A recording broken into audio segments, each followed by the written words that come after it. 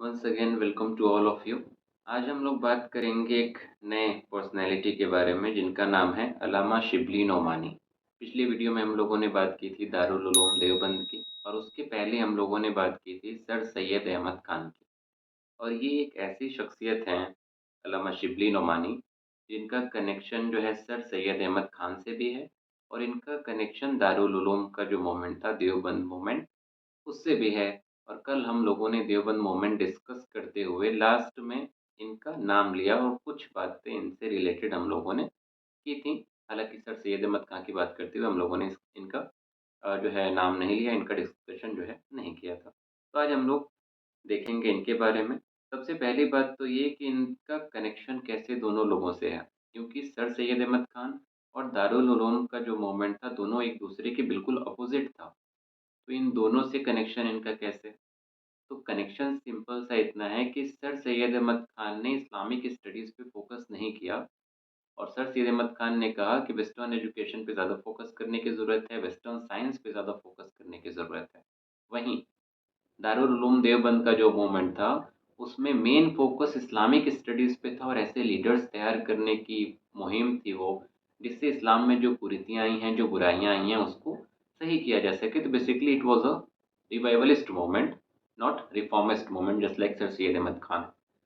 तो शिबली नोमानी में ख़ास बात ये थी कि ये इस्लामिक स्टडीज़ पे भी उन्होंने इक्वली फ़ोकस किया, और साथ ही साथ इन्होंने वेस्टर्न एजुकेशन और वेस्टर्न साइंस की भी इक्वली जो है अ, उसका सपोर्ट उन्होंने किया था। तो यही कारण है कि दोनों में इनका कनेक्शन दिखाई देता है, और दोनों को मिला के इन्होंने अपनी मुहिम को आगे बढ़ाया। हालाँकि सर सैयद अहमद खां जैसा इनका कोई वास्ट नेटवर्क नहीं दिखाई देता, ना ही इतिहास में इनको बहुत लोग जानते हैं।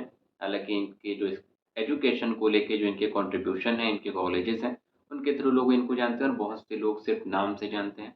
हालाँकि इनकी ज़िंदगी जो है बहुत खूबसूरत रही इनकी, इनके जैसे सपने थे।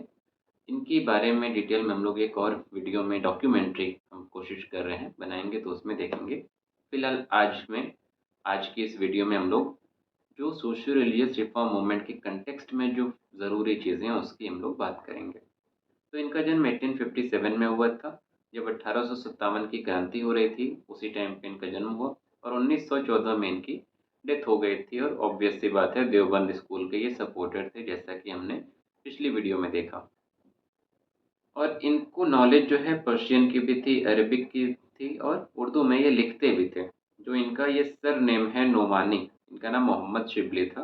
नोमानी सरनेम नहीं, बल्कि ये जो है पेन नेम कह लेते हैं। उसी के नोमानी के नेम जो है पेन नेम से ये लिखा करते थे, और ये नेम इनके उस्ताद ने, इनके गुरु ने दिया था, फारूक चिरैया कोटी ने। नोमानी जो पेन नेम मिला उनको, जिस नाम से वो लिखते थे, वो उनका योगदान था। अगर इनकी बात की जाए तो इन्होंने फ़ोकस किया इस्लामिक जो स्टडीज़ हैं, ट्रेडिशनल फॉर्मल इस्लामिक स्टडीज़ हैं, उस पे फ़ोकस किया। यानी कि इस्लाम में जो चीज़ें थीं, जो बेसिक प्रिंसिपल्स थे, उस पे इन्होंने पकड़ इनकी बराबर रही। उसके साथ-साथ इन्होंने इंग्लिश लैंग्वेज और यूरोपियन साइंस पे भी इक्वली कंसंट्रेट किया, इक्वली फ़ोकस किया। लोगों को जो है मोटिवेट किया, एम्फसाइज़ जो किया लोगों को, वो ये किया कि सिर्फ़ एक चीज़ से जो है नहीं ज़िंदगी चलेगी, दोनों चीज़ों को साथ लेके ये चले।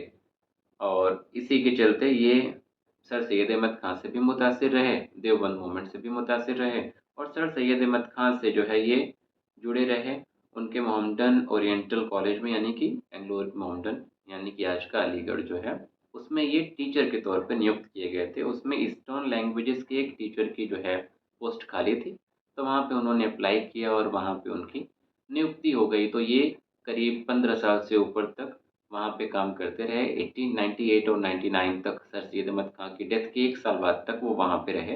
हालाँकि वो उससे पहले छोड़ने की कोशिश कर रहे थे, क्योंकि वो फ़ोकस करना चाहते थे नदवा पे। ये यहाँ पे इसी को लेके नदवा मूवमेंट भी बोला जाता है। लखनऊ में वो जाना चाहते थे।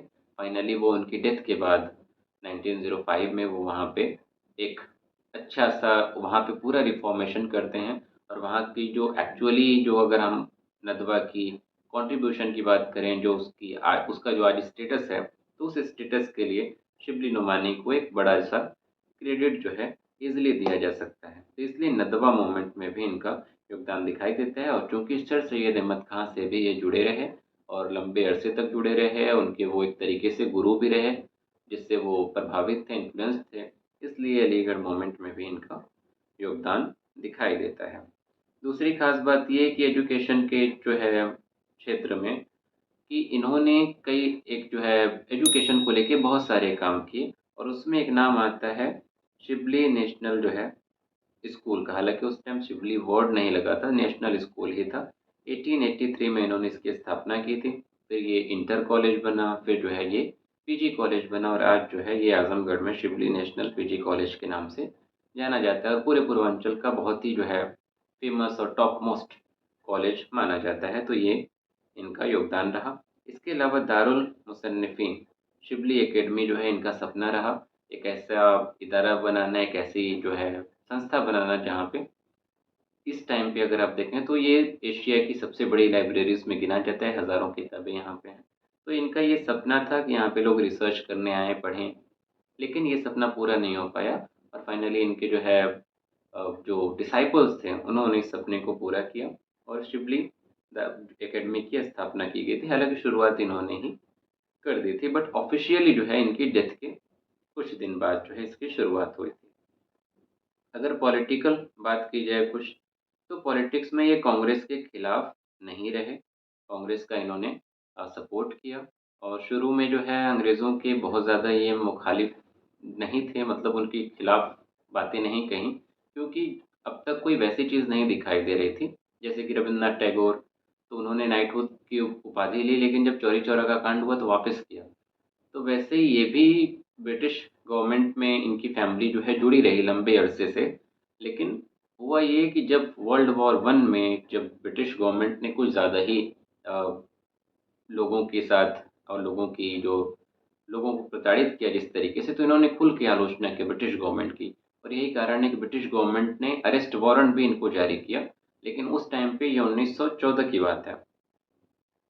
तो उसकी वजह से ब्रिटिश गवर्नमेंट ने अरेस्ट वारंट जारी किया और चूँकि तबीयत उनकी बहुत ज़्यादा ख़राब थी और जिनके पास अरेस्ट वारंट था वो भी अल्लामा शिबली नोमानी को जानते थे, उनकी पर्सनैलिटी को जानते थे, उनके चरित्र को जानते थे, तो वो भी थोड़ा-सा कतरा रहे थे और उसी चक्कर में उनके अरेस्ट में भी लेट हुआ और अरेस्ट होने से पहले-पहले उनकी डेथ हो गई थी।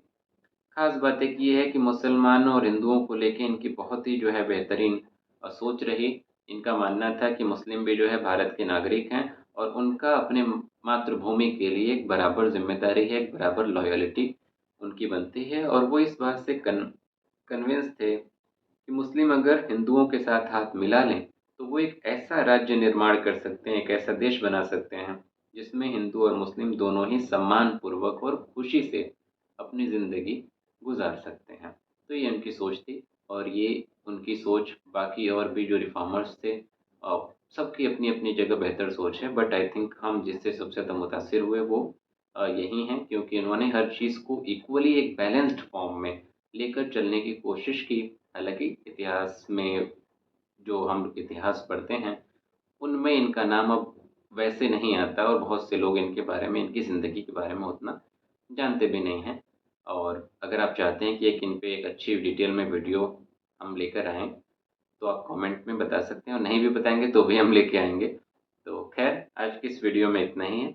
अगली वीडियो में हम लोग पारसी रिफ़ॉर्म मूवमेंट्स की बात करेंगे और कुछ जो छोटे-मोटे मूवमेंट्स बचे हैं, उसकी बात करेंगे। उम्मीद करते हैं आपको वीडियो पसंद आया होगा।